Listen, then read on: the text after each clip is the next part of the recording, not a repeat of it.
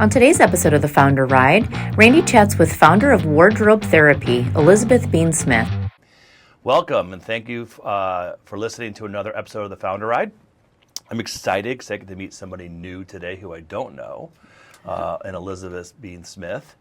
And she's in a business that I'm sure I can learn a lot from, since I'm stuck with blue shirts and jeans all the time. But we're going to get to know her and her business and her journey as an entrepreneur. And thank you for listening. So, because I did read this in your background. I know how you got started. Mm-hmm. However, let's start with how'd you get started? Well, thank you, Randy, for having me today.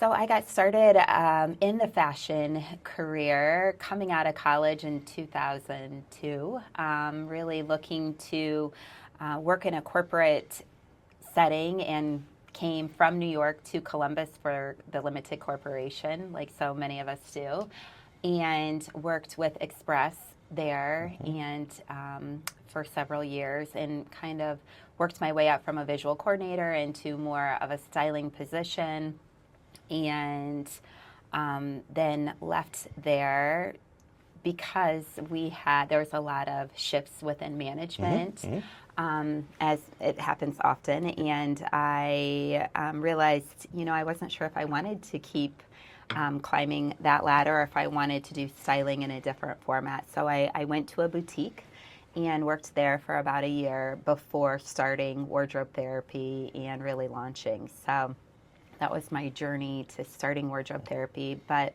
really it was because so many people knew I had the fashion styling, and said, helped my limited, executives I'd worked with, helped me with plans and ideas, and let me do them as really, getting the idea down and understanding what that process would be for the company. So, it was wonderful. So your journey to entrepreneurism is a little typical from the standpoint of working in a big company and then starting your own company.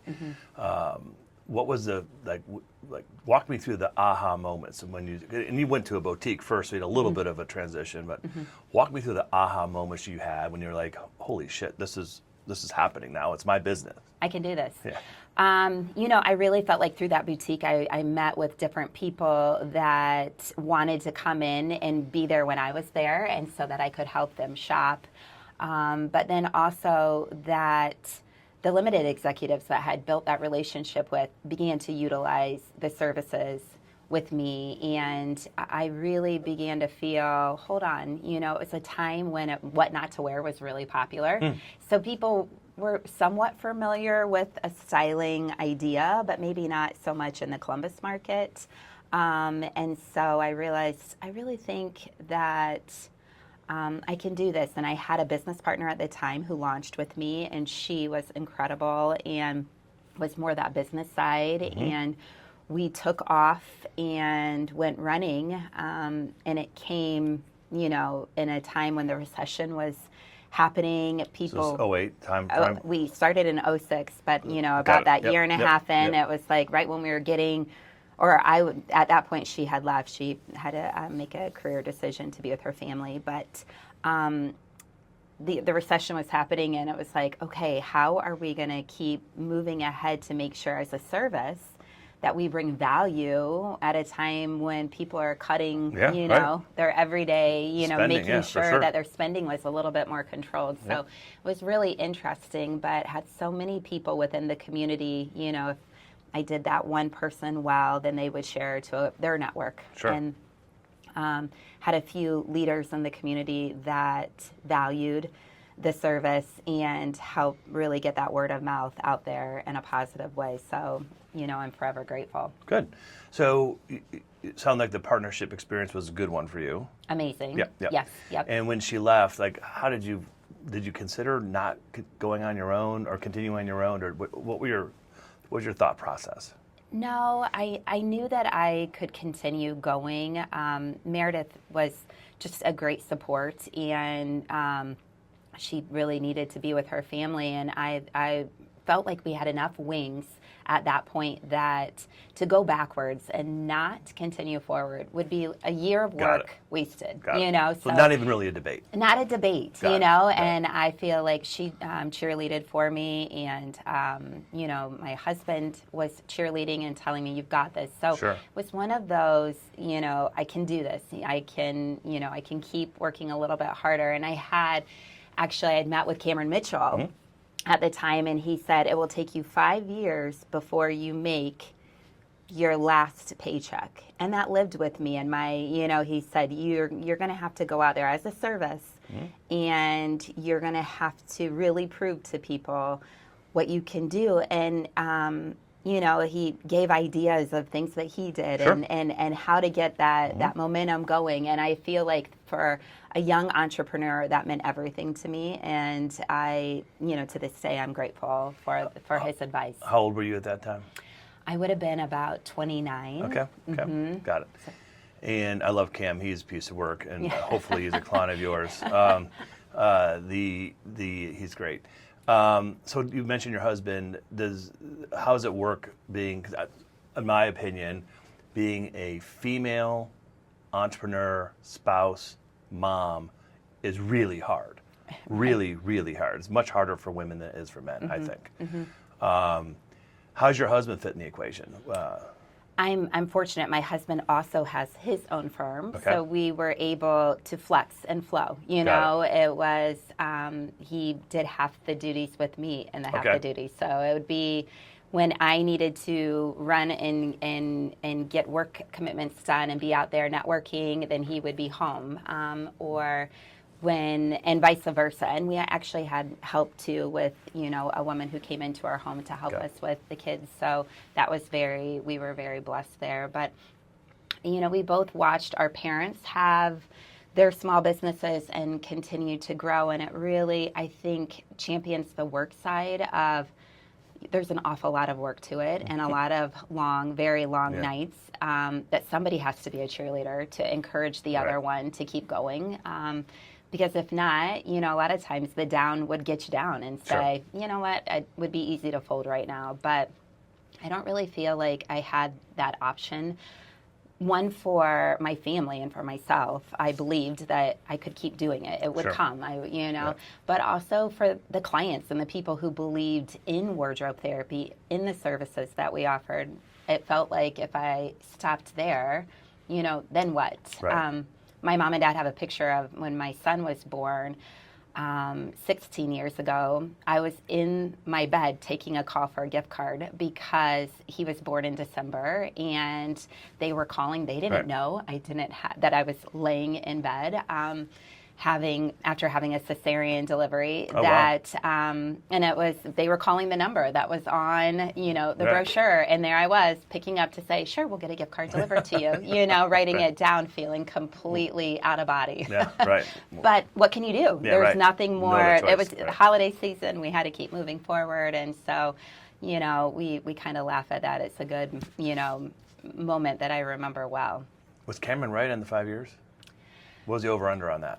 You know what? He was pretty darn close. Good. He was pretty darn close. I think it took, in that beginning, you're putting everything back into the business, and you're, every dollar coming in was going right back out with brochures and opportunities. So, yeah, we were pretty spot on, with the last salary. That's good. So, It's funny. I always say it's 3 years, if you're going to make it or break it or not. I never thought about replacing an income, or how long that takes. But good. Yeah.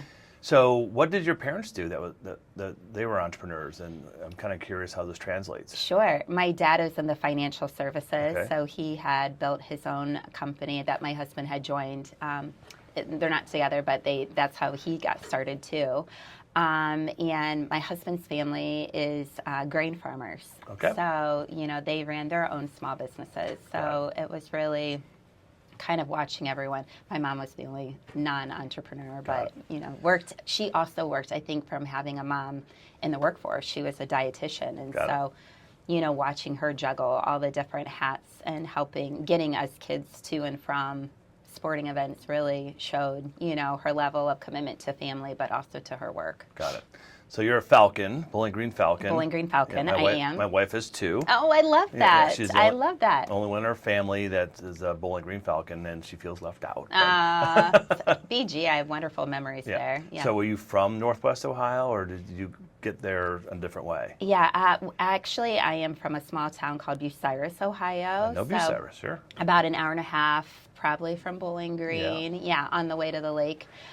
No, Bowling Green, I went to, they have a fashion merchandising program that is well known. And if you can decide to either get your major in fashion and then a minor in marketing, or you can submit a portfolio and go on to FIT, the Fashion Institute in New York City, which is the path I chose. So when we were looking at different colleges that really resonated with me, I knew I wanted to go to school for fashion. Even though I'm sure my family was probably like, what is she really going to do in fashion? Well, that's actually where I was going to go with this. Because when I saw Bowling Green, like, she's probably from Northwest Ohio. So when did this love of fashion, or was it from day one that you can remember you've always been into it? I think my parents would tell you probably from, day one. My mom really never navigated what I wore. I could really choose whatever I wanted to, and it allowed me to build my own sense of style and what I felt confident wearing. Being from a small town, I do think you don't see a lot of fashion, but we traveled a lot. And so, whenever we went places, and that was the day of, looking at a great magazine and being inspired. I had an older sister who, definitely I watched and was influenced by. So I think the love of fashion just continuously grew as I came closer to getting ready to graduate from high school. Got it. So you love fashion, and Bowling Green had a program. We went there, made sense, had fun, dealt with the wind. Yeah, in the cold. In the cold, I forgot. Yeah. And then go to New York City. And what a big change for you at that point in time. Talk to me about that adjustment, or was it an adjustment for you? It was an adjustment. I think going into the city felt comfortable. My family, I traveled there a lot to go to the theater and, watching different shows. So I was familiar coming in and out of the city, but to live there felt like a dream. It was like I forgot that I was on a budget, and I think back to my dad now laughing at telling me like, you're only to use the corporate or to use the company or the credit card for, emergency purposes. You're not to go shopping when you want to go shopping on it. And of course I broke that rule, but I'd always had a wonderful excuse to tell him why I needed to do that. So, but no, New York was truly a dream. The classes that we were in and the professors were very much hands-on and making sure that they were putting you in the right areas of the business. There's so many different parts of fashion that people don't think of, from the financial side to marketing to advertising to styling to design. Really, you can take any avenue. And, I think at FIT when I started, I really thought more that design would be for me, and our professor definitely let me know, no, you are right on to go more styling. And continue the path of really making sure like windows and visual and color were really strong details that I, succeeded in when I was at my time at FIT, and it really helped me build then to get my first internship there, which was with Armani. At FIT? At FIT, and they help navigate that with you and get you in the right placement for them too, because they want to make sure that they don't look silly by having that student go and not be, well-versed to be able to handle that. So, and the people that I met there really, even, fast forward, a few years at Limited, they knew some of the window designers from Armani. I mean, it's a very small fashion world, which is very, telling at a young age of, it shows you, oh my gosh, you really have to know what you're doing, and you have to be willing. They have to know that you're a worker for them, and you're going to do the right thing. So that was probably wonderful for me to see right away at the age of 21. So you went from Bowling Green to New York. and then came back to Columbus. Came back. Did you spend any time in New York outside of FIT? Did you? No. Okay. I did not. And was that a deliberate choice to come back to Columbus, or is this how the cards fell? Well, I knew I wanted to. Both. I kind of knew I wanted to come back for corporate in my mind. I actually also 9/11 happened right like a month before I arrived back home. So I don't know if it was God's plan for me to be back in Ohio. My parents, championed, went through the whole idea of me living there. I got offered a job from Armani, and I think at the time it was right around $13,000 was my job offer. And my dad humored me, allowed me to think, look at the monthly rent, think of everything. And then he was like, okay, now that we have that all done, now how will you make money? It's like, oh my gosh, what do you mean? So I, limited was a wonderful stepping stone for me to come back to, and I was really grateful for. So my daughter lives in New York City. She's been there for 3 years now, and initially she said she'd be there for 5. And at Christmas she said, yeah, I see me being here till I'm 30, which would put her at 8 years. And so she's loving her job. She loves New York City, and she's on her own. The one thing I do pay for her Ubers. It's pretty limited to that. Yeah. Which she used twice during the day yesterday. I'm trying to figure out what she was doing. Uptown and downtown. It's not easy. Yeah. It's intended for safety purposes, not convenience. Yeah, right. So you move back, and then you work at Limited and Express, and then you go to this boutique. It sounds to me, you've kind of had this perfect situation from being a little girl who loves fashion and undergraduate and FIT, then Limited, and have your own. I mean, is it just it's like magical? Is that true? Magical and terrifying at the same time, because really, in fashion, right, in Columbus, Ohio, you either have the corporate channel, right, or you have to come up. At that time, to me, it felt like with your own channel, because it's not like there's a ton of fashion careers all over Columbus, Ohio. Right. I mean, we're fortunate to have amazing corporate partners, but at that point, I realized the low man on the totem pole is often the one they put on the flight first, the one that they're, I was going back and forth to New York. Often I, was the one that they could have come in for the floor set at 7 a.m. and would leave at 10 p.m., I was tired. I didn't really know if I wanted, and I didn't know people in Columbus. It wasn't where I was from. So once my colleagues from Express were moving on to other, corporate partners in San Francisco and New York and LA, I missed them. I didn't really know anybody else. They were my people. I was with them all the time. So terrifying in that you have to figure out, okay, am I going to go back to the city? Even though at the time I had a fiance and before my husband and I got married, my fiance was my husband now, but we were trying to figure out, will I go back to the city or what can I do here? And really that's how wardrobe therapy came to fruition. Got it. So talk to me about your secret sauce and what you do. So your journey's great. It's cool. And all along the way, married and have kids and do all that. We'll get to that in a few minutes. But talk to me about why is wardrobe therapy different? What do you do? How does it work? Sure.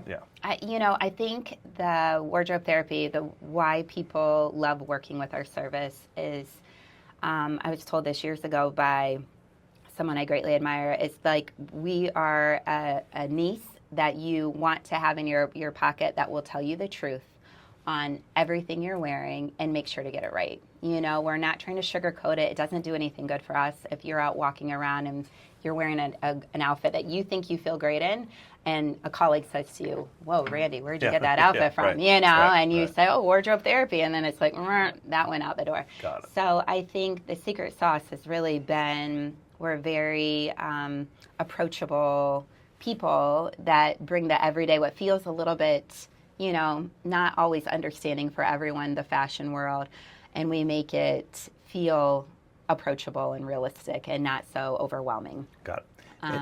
And then what do you do exactly? How do you help people? Sure. So we come into your wardrobe and we get the measurements of each woman or man we're working with, and we understand what they currently have in their wardrobe and what their lifestyle is, where they're headed to on a daily basis.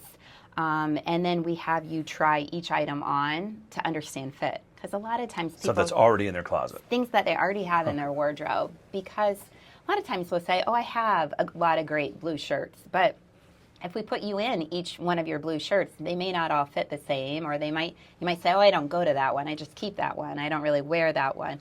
And we make sure we have an understanding of what you have in your wardrobe.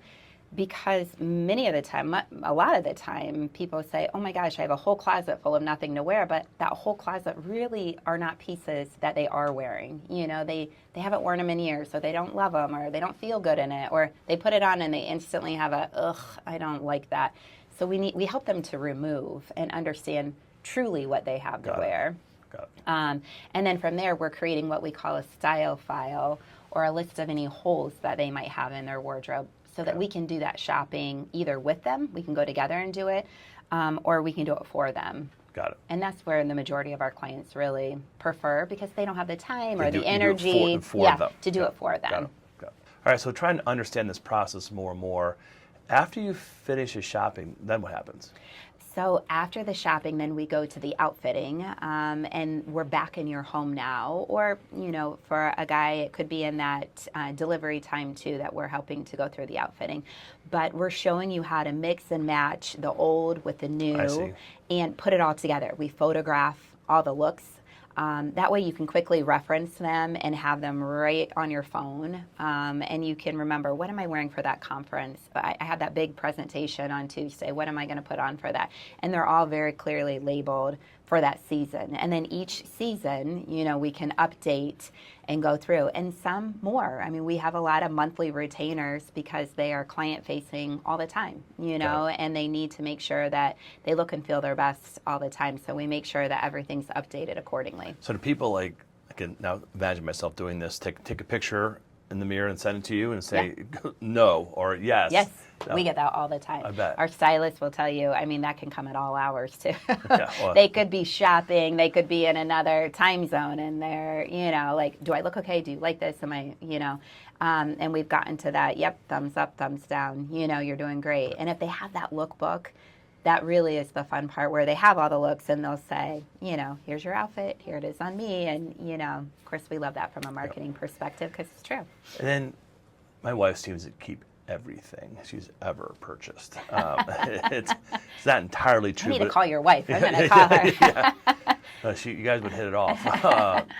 You know, how do you handle aside from things that's going bad physically, like, you know, ripping or whatever, how do you handle the turnover of clothes, or do you? I mean, like, you know, do you intend to buy this for 5 years or 3 years or 2 years or whatever, or when you buy something, do you intend to keep it forever? Mm-hmm. That really is dependent upon the client too. You know, that you have some people who are, you know, they want to wear it a few times and then they don't want to wear it more than twice. You know, we have that client. And then we have clients that say, I really need a foundation capsule wardrobe. I want to wear this for many, you know, seasons to come. So we help them to find and invest in the right pieces that work well for that, you know. So it really ranges, but we do keep, you know, turning over the pieces, especially, you know, we change on our size, we change lifestyle, you know, we have clients going from, you know, working into retirement, you know, things change and evolve. So we help to curate that wardrobe so it evolves with them. And then we donate a lot to Encore, which is a volunteer community organization that's from a Harmony Project. They just launched about a year ago, and we are partners with them and love supporting, because it goes back into hands of the people that need it, getting ready to go back into the workforce and things. So is it better to donate to Encore or to Goodwill? Encore. Okay. Good to know. Learn something. And you can even drop it at our studio, and we'll donate it for you to Encore. You know, cool. So yeah. Nice. Yeah. So what do you do with people like me who can, you know, there's Fat Randy and there's less Fat Randy wardrobes that have two different closets, or do you just ignore that? How do you handle that? Well, we work with you continuously, so that if you say I'm up a few pounds, you know, we come in, we get the measurements, and we understand the part of your wardrobe that we'll come back to, you know. know? Right. And we work in the now, because really you have to dress for the everyday Got it. rather than That 10 makes sense. pounds from now, or because then we feel discouraged. We're Sure. not wearing pieces that we really feel good in. Got it. Makes And sense. the confidence doesn't come out that way. When you're doing shopping for people, I mean, talk to me a little bit about sourcing, because I mean, I know my wife literally every day, and I'm not kidding you, every day she's scrolling through something. Yeah. And in a box or two, or sometimes three, show up every day at our house. How do you source in 2026 for people? What do you do?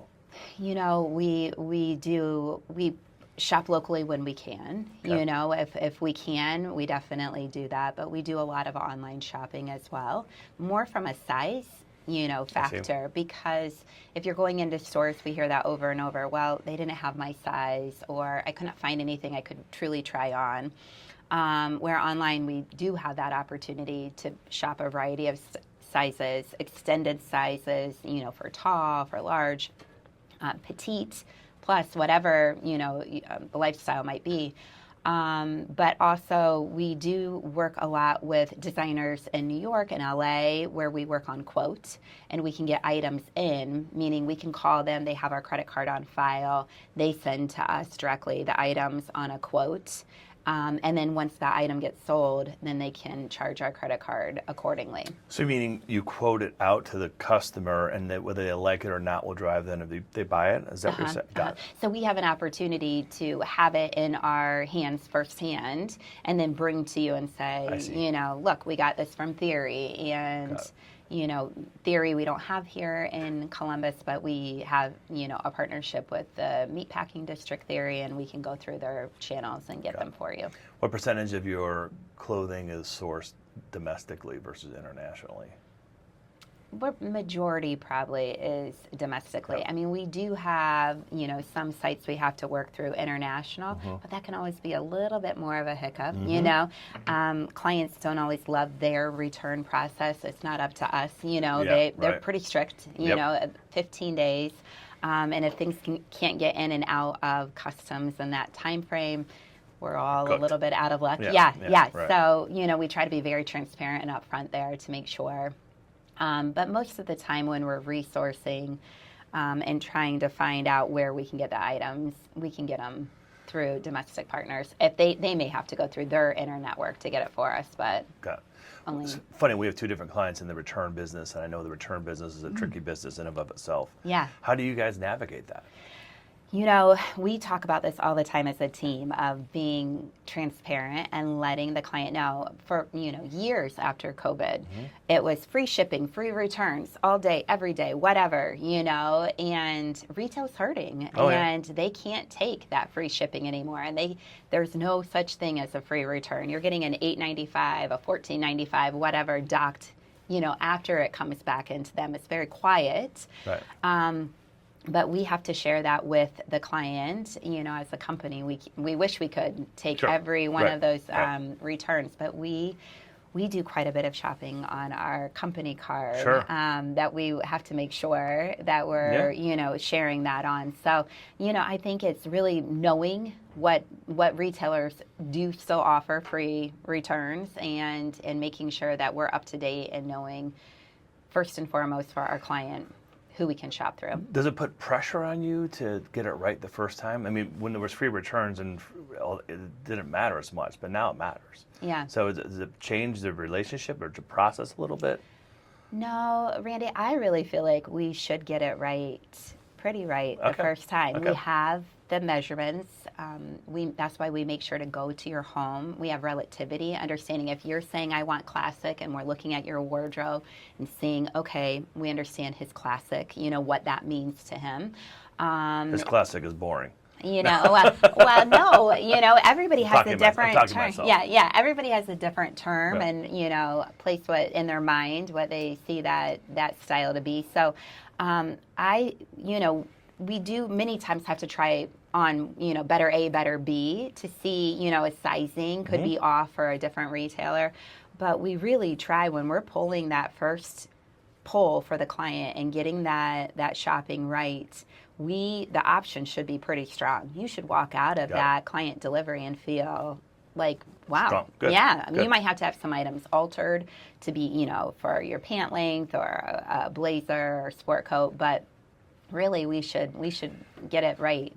And what, do you do much custom design work for people or custom work? We work with custom clothiers, to help determine, what they want their inside of their suit to be, or, if they're working through to get pants. We have a designer out of New York that we can go that way. So we help, but we're not doing custom designs.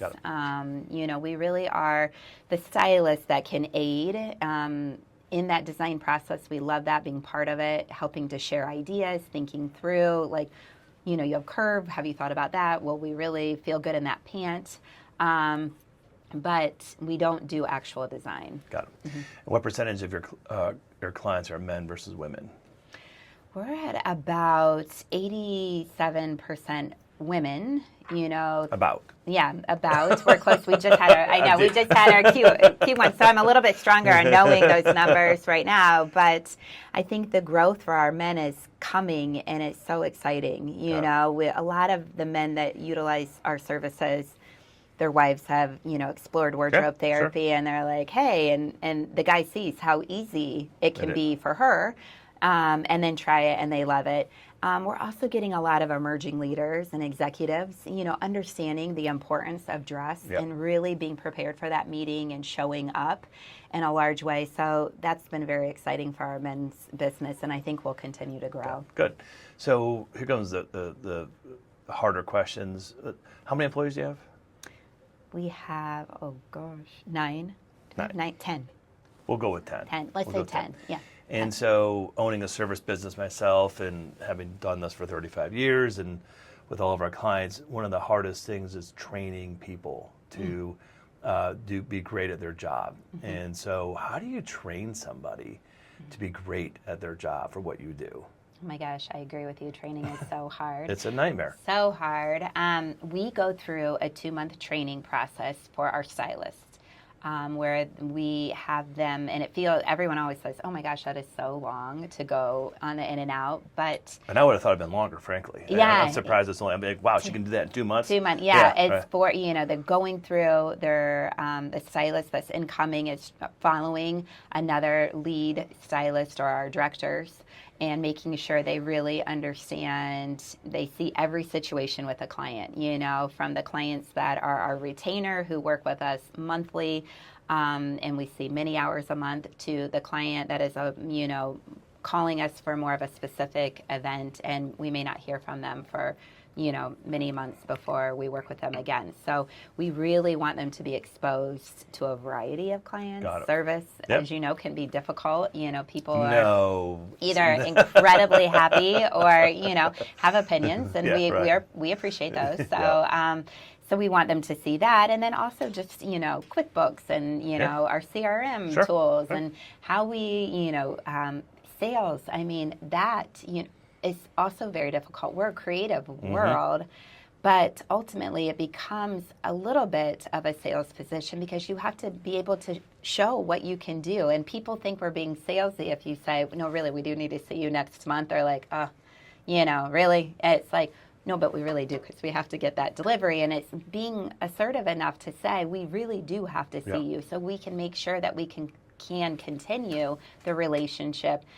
We don't look at it to be a one and done. We look at this as an evolving relationship that the more we know you, the easier it becomes, and the less time it really becomes, because we don't have to keep going through and, purging everything out of your wardrobe. It becomes a wardrobe that you're walking into feeling really confident and loving. How do you navigate the, bleeding edge new fashion with people who they're resistant to that, but this looks great on them. How do you navigate that? We really try to do a lot of what we call trend newsletters, where we're educating them, understanding this is coming down from the runway. It doesn't always translate to an everyday for you, but here's our inspiration and how we're getting it to you.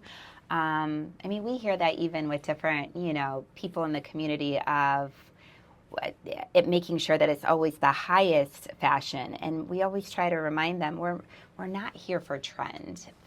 Wardrobe therapy is really here first for silhouette. We want to make sure we have your shape correct on what we're buying for you, because that's important. If you're buying just based off a trend, there's a lot of trends that don't work for everybody. We're trying to make sure, first and foremost, we know your silhouette, and then we're dressing you appropriately for that. And trend becomes a part of it, but not everybody wants to be on trend either. They want to make sure that they, look the part, or they're feeling confident, in how they're dressing as a leader or what have you.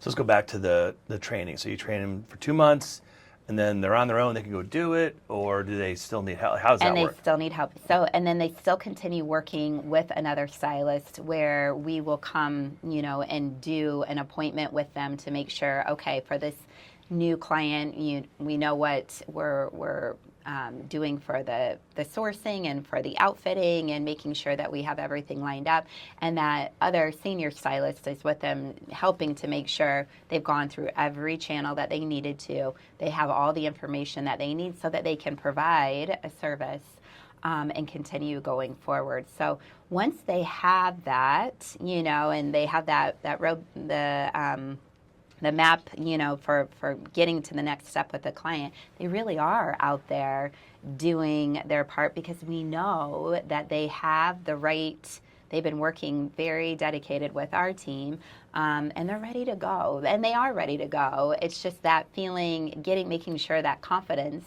is right there with them. And we have found really retail helps a lot. If they have retail backgrounds, it's very helpful, because they've worked with personalities and people and that type of thing. So how do you keep your stylist motivated to stay with you versus go back into retail or start their own gig?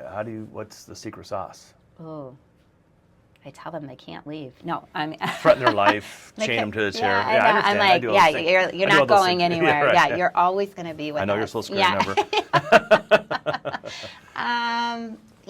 I think our team, because it is small, when we're interviewing, we're really watching personalities that can work well together too. And our team is something so special. When we're all in a room together, half the time I feel like it's hard for me to intervene, to be like, okay, let's get started, because everyone's having authentic conversations and they truly care about each other. Mm-hmm. So sure, you get like a bad egg every now and then that you're like, darn. But I use a different word. Yeah. It kind of hits you a little bit longer.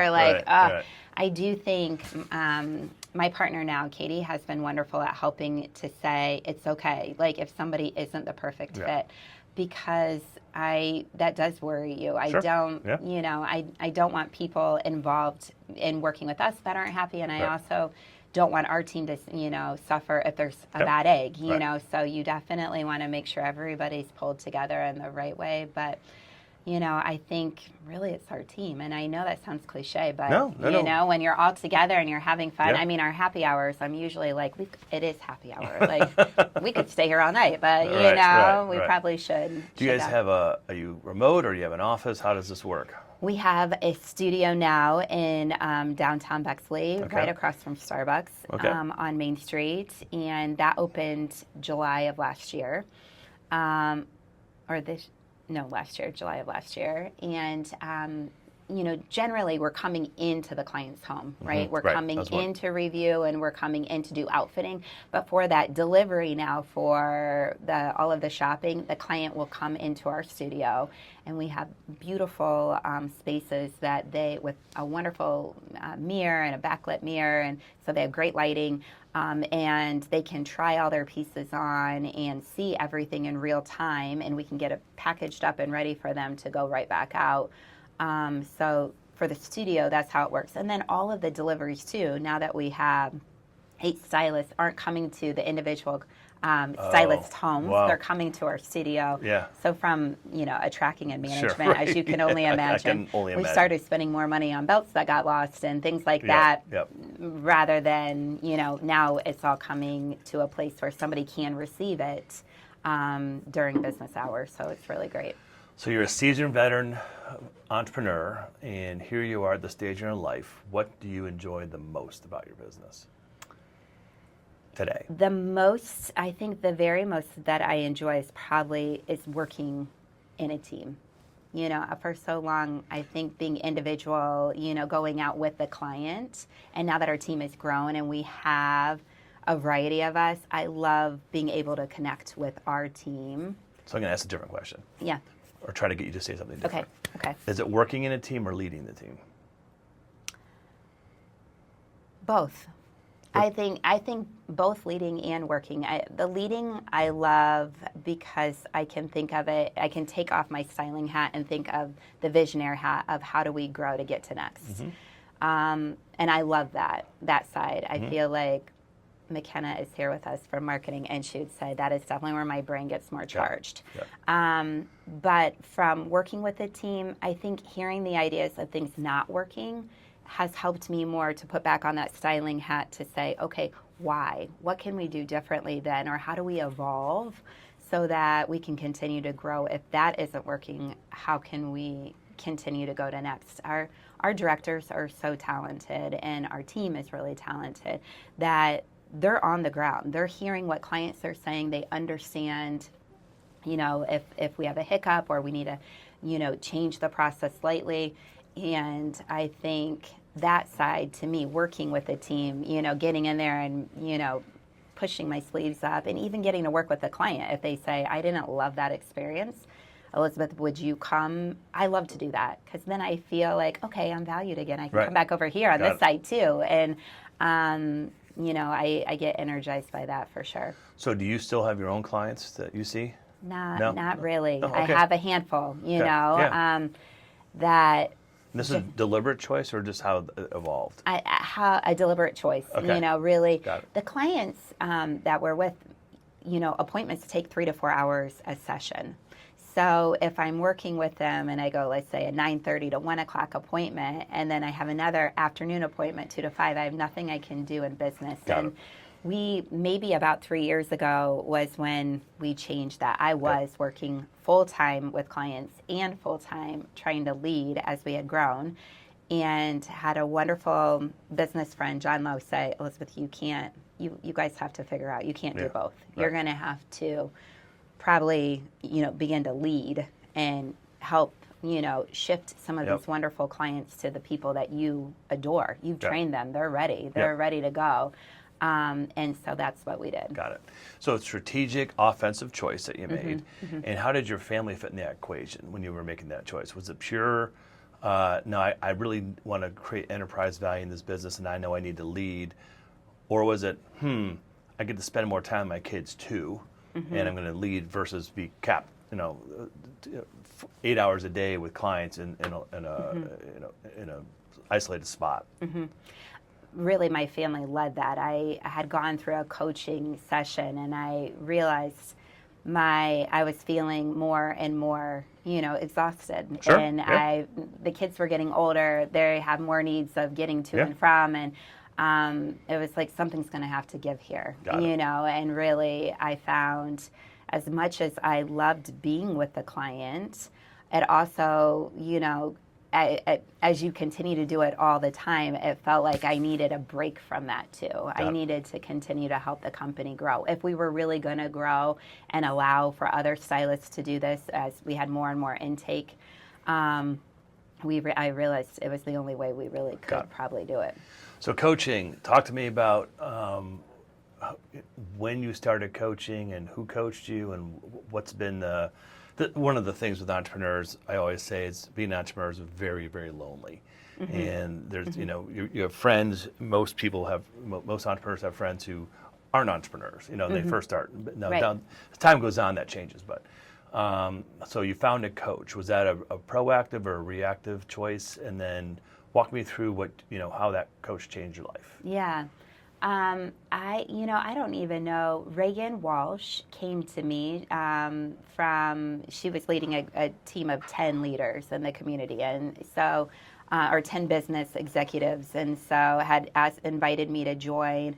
And that was about the time right before Katie, my business partner, had joined the business, and I was really trying to figure out what's next for wardrobe therapy.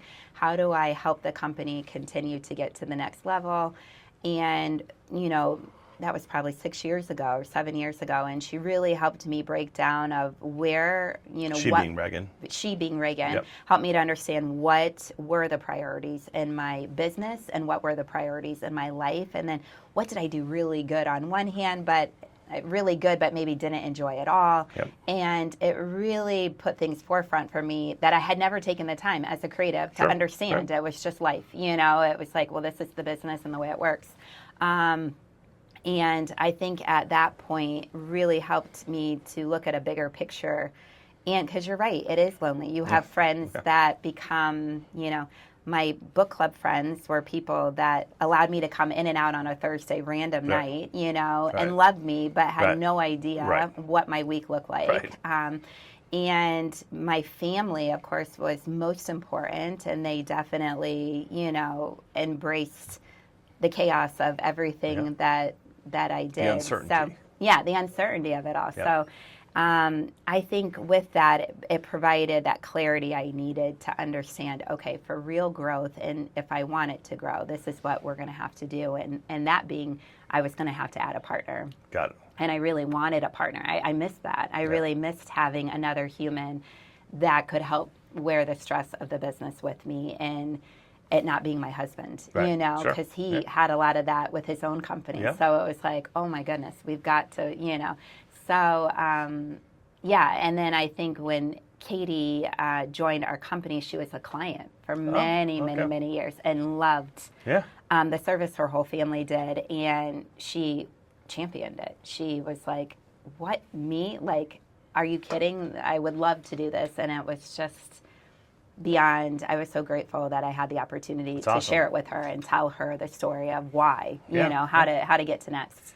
So your partnership is 1 + 1 = 5, not 1 + 1 = 2. Sounds like. Yeah. Good. Well, no, because we, my strong opinion, strong experience that most partnerships don't work. But when they do, it's 1 + 1 = 5. Or, they're pretty special. So I can't say never do it because they suck, because that's just not true. But the vast majority don't end well. And so that's good for you. And you've had 2 experiences. That's pretty unusual. Absolutely. Says a lot about you, frankly. Oh, thank you. It really does. Oh, thanks. So are you still getting coached? I am not. You are not? No. And why did that, I'll use the word fizzle? I felt like that was like a, one of those 6-month kind of journey, and then went, and I had gone through. I feel like I'm always being coached with a man out of New York. He's like our acting CFO. And so for me, from strategy, he's coaching me constantly on, where are we at for metrics? How are we getting to next? What are our numbers? What percent is the, female business? How are we leading the team this way? He's pushing me in that way. From that leadership side, it's probably one of those I need to put my toe back into, for development. But I feel like when you're wearing all the hats, that can be a challenging place to find that time. But it's so important. I know it's important. So it's one of those things it's always on my wheelhouse of like, we need to do that. I need to do that, for personal development and fulfillment. I started a coach this year, and it's deliberately not in Columbus. It's been really great. I am still doing my daily affirmations and daily journaling for business. But there's more to do that it's a commitment. It's time. Another added to your plate. Where do you see yourself next with the business? What does 5 years from today look like for you? Well, funny that you asked that, because we just came back from New York. I mean, we're really hoping, we have some great ideas. We're looking at a brand box of getting, some ideas within our community here. But then also having a wardrobe therapy in another community, where we get a lot of virtual requests. We had that out of COVID. We could do virtual. And we found virtual is really difficult, because a lot of it goes back on the client. That's right. And if they don't uphold their part of the business, they're the first person to get mad at is you. So we were like, oh, geez, that can be challenging, especially when we're the people that are used to making sure the client is well, taken care of. So So really looking into another market and expanding the wardrobe therapy into a new city. Very similar to a Columbus, Sure. you know, where there's opportunities, not a lot of shopping or not a lot of spaces, and that they need that trusted professional that they can go to help understand how can I get these items and really make sure they work well for my lifestyle, for my body, you know, for the everyday. So do you feel you've saturated the Central Ohio market then? No, not completely. I feel like there's still so much growth. There's always opportunities for growth. I feel like there's still so many people, and, you know, I'd love to go more into Powell. You'd love to go more into Delaware, you know. Even here in our own with the emerging leader market, there's so many great professionals, and it's like there's so many people that we can get in front of. But we also know there's a few communities that we go back and forth to and find, you know, it may not be our team there, but someone we're training and having in that community there would probably be helpful for them. Got it. And so your kids are how old now? They are 15 and 13. You're busy. I know. We don't have a driver yet, though. We need a driver. I'm like, when that, not that I want that so quickly, You but do. We need a little help there too. And so talk to me a little bit about your day-to-day routine with them and your business, and how do you work those two things together? Yeah. You know, we're at that sweet spot right now. They can get up and get on their own, and we can get them out the door for school, which is, you know, easy. But I feel like at night our life is, you know, flipped upside down and, you know, back around again. They're both into sports. So come 5 o'clock, we're usually racing, you know, somebody off to a practice or a training and getting. And do they go to the school where you live? They go to school where we live. Yep. That's a big one. Which is great, you know, which is great. So I feel like we're fortunate there. And we have a community of people, you know, carpools and things like that. But that is very helpful. But definitely at night, you know, we're still figuring out every season, every sports season, there's a different need, as you probably are aware. Oh, I do. We're past that hump now. And it can be challenging, but, you know, so we're at that sweet spot right now of fun. You know, I feel like we're having that freshman boy, a 7th grade girl. We get all the mixture of that we need of both. Yeah. You sure do. Yeah. And so, I guess my final set of questions here: what do you do for yourself around the entrepreneurial community? How do you belong to peer groups? How do you plug in? Are you out there by yourself? How do you operate that way? A little of all of it. I feel like, you know, definitely networking is still a big part of the business. So, you know, through the Columbus Chamber, the Ohio Chamber, Bexley Chamber, you know, we try to stay involved. So we're first, you know, out in the field talking. But even women's groups, you know, I feel like that has really been a big push of working with other women leaders, you know, where they're championing the services and the business and asking for ideas. So, you know, that has been wonderful for me personally and professionally. You know, it helps build friendships too, you know, where other women and men are in, you know, similar positions and feel, you know, understand when you have like a really crummy month, or understand when you're at the top and feeling just so excited to share with someone that can celebrate that success. So it, you know, I always live on that, like every day, just to be humbled and, you know, show that grace. So I feel like that's important. Very much so. The crummy months, let's talk about that for half a second. Do you have crummy months anymore that aren't tied to something geopolitical? So obviously COVID, all of our businesses changed, you know, but today, all these years later, are your months kind of the same, or do you have crummy months? Yeah. No, I mean, we really don't. We might have a hiccup in a month, you know, that something didn't work out the way we thought it would.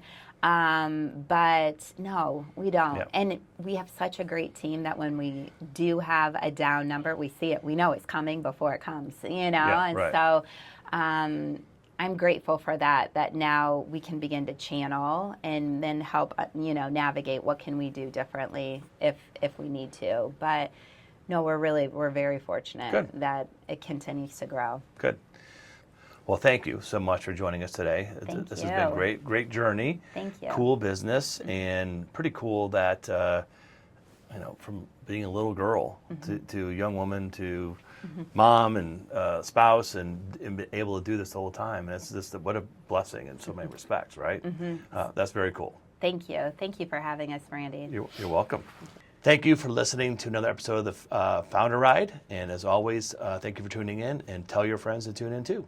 Content herein is produced by Gerber Entrepreneur LLC, aka Founder Farm, another firm owned by Randy Gerber that is a private community for entrepreneurs. Services provided by Founder Farm are separate from the services rendered by Gerber LLC and are rendered pursuant to a separate contract. Clients of Gerber LLC are under no obligation to engage with Founder Farm. Founder Farm does not render investment advisory services.